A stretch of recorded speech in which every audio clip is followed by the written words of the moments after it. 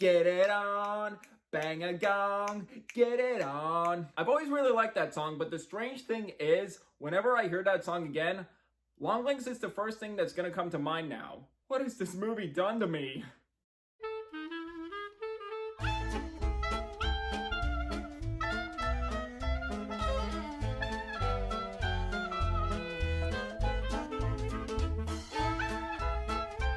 Hey movie buffs, I'm Jack Benner, and welcome to my review of Longlegs. Longlegs is a new psychological thriller from Neon, written and directed by Osgood Perkins, starring Mika Monroe and Nicolas Cage. The film follows an FBI agent, Lee Harker, played by Mika Monroe, is tasked with investigating an Oculus serial killer known as Longlegs, played by Nicolas Cage, to whom she might have a personal connection with.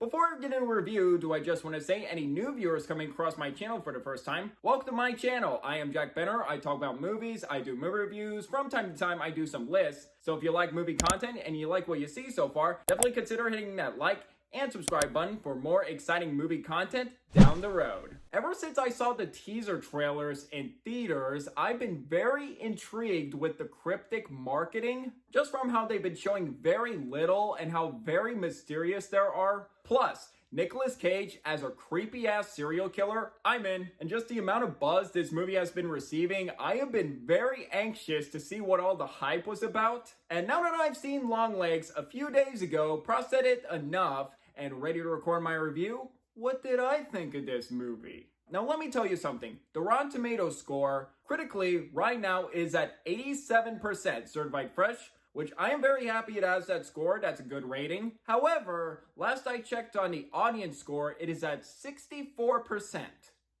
Interesting. I more so pay attention to the critical score of Rotten Tomatoes more than the audience score. However, I feel like both marketing and audience expectations are a reason why the audience score is like that. If you're gonna go into this movie expecting a typical horror movie with constant jump scares and gore, I feel like you are setting yourself up for disappointment. But if you go into this movie with the proper mindset, expecting a gripping, disturbing, and engaging both thriller and psychological horror movie that will disturb you and get under your skin, if that's the type of horror movie you love, I think you're gonna love this movie. Just like I did. Oh my word. Longlegs is easily the best horror film I have seen this year, and definitely one of my favorites for sure. Let's start this review with the pros. First pro, I want to talk about the two central performances from both Mika Monroe and Nicolas Cage. First, let's start with Mika Monroe, whose performance I loved in It Follows from 2015. Great horror movie, check that film out. And here, she gives an equally terrific performance. It's not an easy role to pull off, but she excels with flying colors, capturing her character's stoicism, apathy, trauma, and fascination with this case without coming across as bland or boring. And when this film gets to her eventual terror and disgust, she is fantastic in those scenes. Both It Follows and Longlegs prove why she's a great actress in the horror genre. And I really hope after this, we continue to see her in more horror films. But the absolute showstopper in the entire film, Nicolas freaking Cage.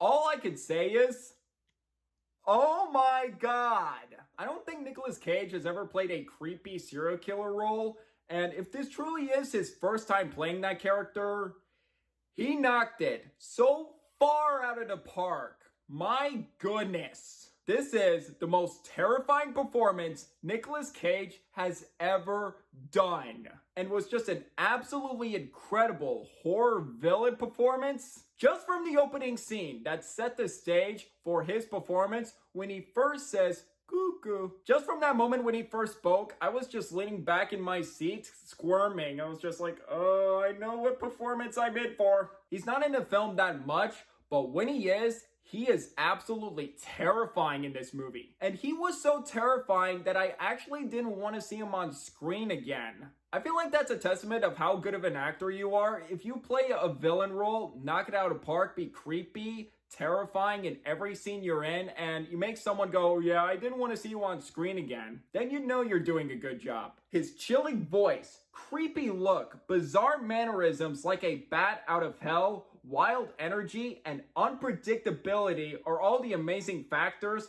for this role. Fortunately, he avoids being comical or unintentionally hilarious, and he didn't really overdo anything for me, just perfectly embodying a disturbed, haunting, unhinged, and repulsive person. This is one of Nicolas Cage's very best roles he has done in a long time. Now, let me say something. I know it won't likely happen, but I am starting to feel this way. I would love for Nicolas Cage to get an Oscar nomination for Best Supporting Actor, although deep down it will most likely not happen. Because let's face it, the Academy does have a genre bias when it comes to horror. I wanted Toni Collette to get nominated for Hereditary and Willem Dafoe to get nominated for The Lighthouse, but both of those didn't happen, which is an absolute crime. And another factor, this film will probably be overlooked during award season. Won't be surprised if he doesn't get nominated, I'm just saying I'd like him to. And talking about probably my favorite scene in the film,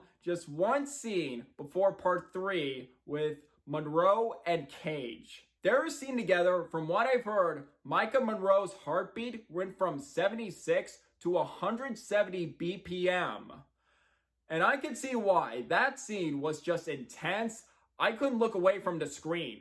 I could just imagine filming that scene was just as intense as watching that scene. Next, Osgood Perkins' direction is worth dignifying, and he did a phenomenal job. I'm not familiar with his previous work, but this is an incredible first impression. Perkins crafts an excellent combination of an engaging crime thriller and a suspenseful horror movie with a unique spin on it. And he does a great job using jump scares effectively and minimally and doesn't rely on them. And he also knows how to use music appropriately for intense situations. Just from the anxiety building of dread and tension, great camera work and cinematography are all top notch. One admirable aspect about his filmmaking was the excellent use of framing and blocking. Whenever there are shots of characters sitting or standing, there's usually some open space. Whether there's a hall or an open door, it gives you that feeling of like, is someone gonna walk through there? Is something gonna happen over there? And whenever Cage shows up, and the first time we see him, I actually did jump in my seat. And I also like that we only see the lower half of his face. And there was another scene where he's at a store, and there's even a scene where a piece of wood is covering one half of his face. And I just like how it does that, adding more build-up to his performance. And the crime story here is very riveting. How this film grips you from start to finish. This is an unpredictable movie that I didn't always know where things were gonna go, but also giving us a protagonist to get behind, to see her backstory at first and more about her unraveled. Now, the ending of the film is likely going to divide audiences, and it's definitely gonna be on my mind, and I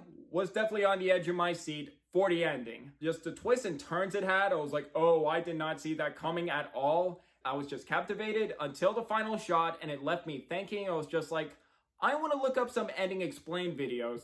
As for any issues or nitpicks I have with this movie, I suppose my only criticism I have for this movie is some of the pacing can feel a bit sluggish in the first half of this movie, where it kind of did take a bit of a while to get going. To sum up, Osgood Perkins directs an expertly crafted, amazingly shot, and consistently engaging psychological thriller with Longlegs. Anchored by a fantastic buildup of dread and tension, incredible performances for both Micah Monroe and especially Nicolas Cage, and it's both an excellent combination of crime and horror. That actually did give me the vibes of both The Silence of the Lambs and David Fincher's Seven, but luckily it does feel like its own thing at the same time. I would definitely recommend this movie to you. If you're looking for a good horror movie to go see at the movies this summer, you got it here. And if this movie also looks interesting to you from the clever marketing, definitely go see it. I would definitely not recommend this movie to you at all if you're not a fan of horror movies and this doesn't seem like your cup of tea, or if you have anxiety.